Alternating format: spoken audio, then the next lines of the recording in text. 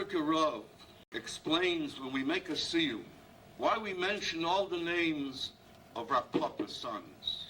We all attended Siyumim, we see a list of 10 sons of Rav Pappa. What message is there in mentioning their names? And he points out that 10 places in Shas that we have a machlokas between two Tanoim or two Amoraim. And Rav Pappa came along and he said, Hilcho Neimir L'Tarbaygu. Let's make a Peshara, let's make some type of act of peace and conclude with both opinions. Rav Pappa was a man who strived to make peace. A Siyum